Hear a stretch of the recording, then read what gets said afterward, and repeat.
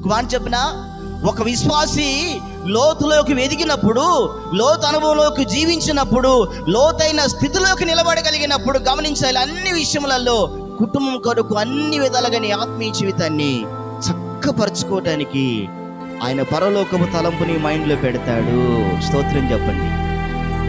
హల్లెలూయా. నేను ఒక మాట చెప్పిన, ఒకేసారి ఆ మాట వినండి జాగ్రత్తగా. ఒక్కసారి మాట విని ఆ మాట అంట హృదయంలోకి తీసుకోగలిగింది.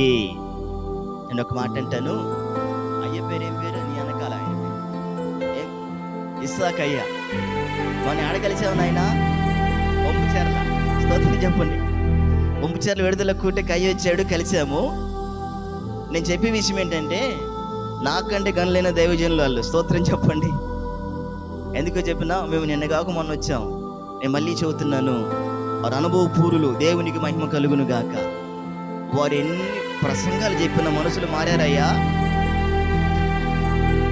మారారా నాయన. ఇంకొక అయ్యున్నాడు, ఆయన ఎంతకంటే సీనియర్. స్తోత్రం చెప్పండి. ప్రజలు మారారా. అర్థం ఏంటంటే, మనుషుల వాక్యం పనిచేయట్లా. ఈ కడవరి కాలంలో వాక్యం మీద కట్టబడిన విశ్వాసి, మళ్ళీ చెబుతున్నాను, ఇప్పుడు యేసు రూపురేఖలోకి మారిపోతాడు. రేపు ప్రభు ఎదుటకి సింహాసనం దగ్గర సంతోషంగా నిలబడగలుగుతాడు. దేవునికి మహిమ కలుగును గాక.